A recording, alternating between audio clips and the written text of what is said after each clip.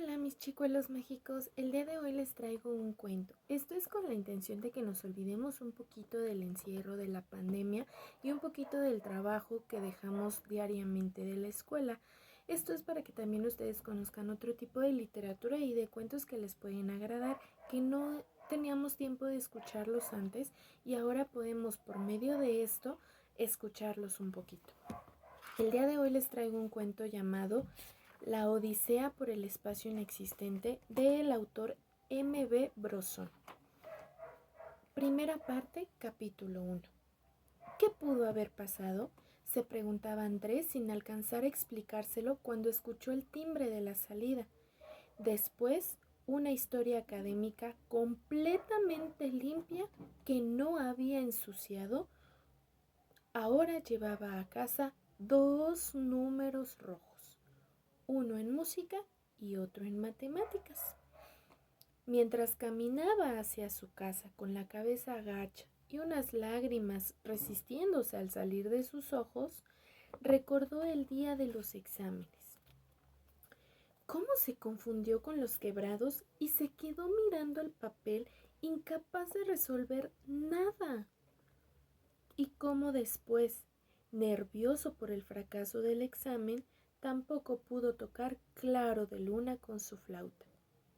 Sus dedos se movían al compás de las notas, pero no logró sacar el menor soplo, provocando en la maestra un gesto de furia y en sus compañeros sonoras carcajadas.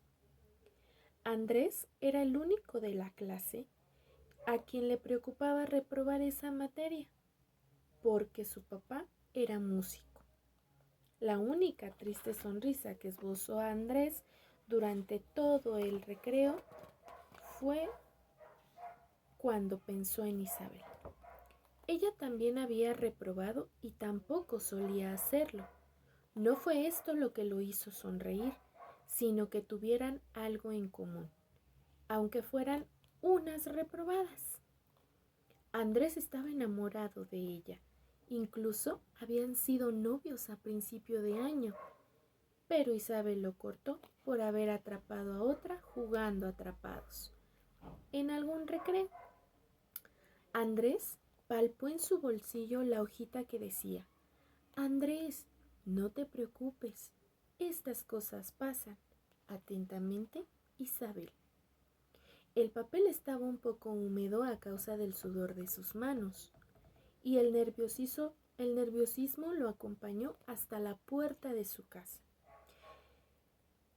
a donde llegó con los ojos hinchados y la nariz roja. Por lo menos era viernes y su papá tenía ensayo, de modo que no llegaría hasta después de las 7. Andrés cruzó los dedos deseando no toparse con nadie en el camino en su cuarto, pero al entrar lo primero que vio fue a su hermano Tommy, que jugaba en el pasillo con unos cubos. «Pareces Tomatito, por rojo y cachetón», le dijo sonriente. El comentario no le hizo ninguna gracia. Subió a su cuarto cabizbajo y en silencio, después de comer, se sentó a estudiar con muchas ganas. Pero entre la preocupación y el berrinche, se había cansado tanto que se quedó dormido sobre su libro de geografía, dejando una gran mancha de baba en el mapa orográfico de México. Entonces tuvo un sueño muy raro. Soñó que llegaba su papá y encontraba la boleta de calificaciones que él había escondido en el congelador. Al principio confundía la boleta con un hielo y lo sumergía en su bebida, pero al darse cuenta que su hielo era una prueba de ignorancia de su hijo, montado en cólera, lo ponía a trabajar de pisapapeles, lo cual llegó a ser muy angustiante, hasta que Andrés despertó sobresaltado. Gotas de sudor escorrían por sus sienes.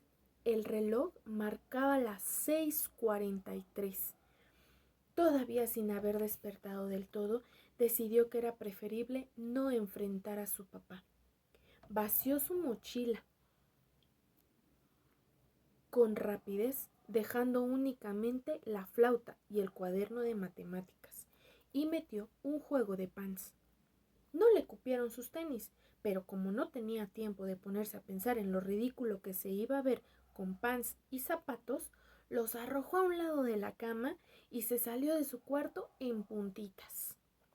Su mamá estaba en el cuarto de Tommy, ayudándolo con la tarea. Andrés tomó de la alacena 2 latas de atún, algunas galletas y un yogur, y con eso emprendió el camino, no sabía a dónde.